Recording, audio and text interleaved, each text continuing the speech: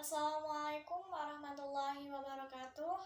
Saya Anggit Prativi dengan NIM 2020-12099 akan menjelaskan mengenai pengaruh literasi keuangan, sikap keuangan, kepribadian keuangan, dan pengetahuan keuangan terhadap perilaku pengelolaan keuangan UMKM. Dalam video kali ini akan membahas tentang pendahuluan, tinjauan pustaka, dan juga metode penelitian. Yang pertama yaitu pendahuluan. Di dalam pendahuluan mencakup beberapa hal yaitu latar belakang penelitian, ruang lingkup, perumusan masalah, tujuan penelitian, dan juga manfaat penelitian. Pada latar belakang menjelaskan bahwa ketika meningkatnya pemilik suatu UMKM, tetapi masih terdapat pelaku UMKM yang belum mengetahui, memahami, serta menerapkan sistem pengelolaan keuangan yang benar, sehingga dapat mempersulit proses pembukuan dan pengelolaan keuangannya. Para pelaku UMKM sering mengabaikan masalah tersebut dan mengalami kendala pada pengelolaan keuangannya. Sebab kurangnya pengetahuan serta latar belakang yang tidak ada pemisahan antara uang pribadi dan juga uang usahanya. Di dalam ruang lingkup penelitian ini yaitu terdapat variabel independennya, yaitu berupa literasi keuangan, sikap keuangan, kepribadian keuangan, dan pengetahuan keuangan. Sedangkan objeknya yaitu para pelaku UMKM Kabupaten Kudus serta penelitian dilaksanakan pada tahun 2023.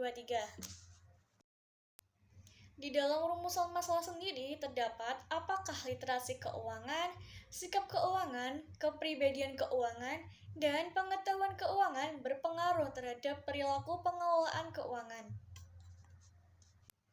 Tujuan penelitian yaitu untuk menguji apakah terdapat pengaruh literasi keuangan, sikap keuangan, kepribadian keuangan, dan pengetahuan keuangan terhadap perilaku pengelolaan keuangan. Dan juga kegunaan penelitian ini meliputi bagi peneliti dan juga kegunaan praktisi. Selanjutnya yaitu tinjauan pustaka. Landasan teori ini menggunakan teori sikap yang direncanakan atau Theory of Planned Behavior, yaitu teori yang dikemukakan oleh Icek Adzin di tahun 1985 pada sebuah artikelnya yang berjudul From Intention to Action, atau yang biasa disebut teori perilaku yang direncanakan. Artinya, sebuah teori yang akan terjadi dari perkembangan konsep teori yang dikemukakan oleh H. Martin Fishbein serta Icek Adzin pada tahun 1975. Teori tersebut bernama TRA. Lalu, hasil penelitian terdahulu terdapat pada penelitian yang sudah dilakukan tahun yang lalu sampai dengan sekarang dengan penggunaan variabel yang sama. Untuk kerangka pemikiran teori sendiri berhubungan mengenai variabel literasi keuangan berpengaruh positif terhadap perilaku pengelolaan keuangan, sikap keuangan berperilaku positif terhadap perilaku pengelolaan keuangan, kepribadian keuangan berpengaruh positif terhadap perilaku pengelolaan keuangan, dan yang terakhir yaitu pengetahuan keuangan berpengaruh negatif terhadap perilaku pengelolaan keuangan. Perumusan hipotesis sendiri berisi tentang dugaan sementara mengenai literasi keuangan berpengaruh positif dan signifikan terhadap perilaku pengelolaan keuangan.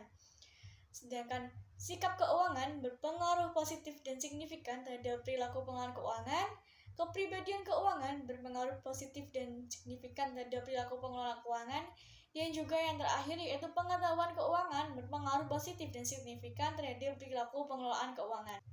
Yang terakhir yaitu metode penelitian, berisi tentang penelitian yang digunakan yaitu bersumber pada data primer. Metode yang digunakan yaitu dengan menggunakan penelitian pengujian hipotesis, dengan objek penelitian yaitu para pelaku UMKM Kabupaten Kudus. Definisi operasional dan pengukuran variabel mengikuti variabel dependen dan juga variabel independen. Sedangkan jenis dan sumber data yang digunakan adalah data kuantitatif yang disajikan dengan kuesioner. Sumber datanya yaitu data primer yang diperoleh langsung dari responden UMKM. Populasi dan sampel. Populasi mengacu pada terdiri dari benda-benda atau orang-orang yang mempunyai karakteristik khusus yang telah dipilih untuk diteliti dan diambil kesimpulannya. Populasi dalam penelitian ini terdiri dari 27.200 UMKM dengan jumlah sampel yang didapat dari rumus Lovin sebanyak 395 sampel.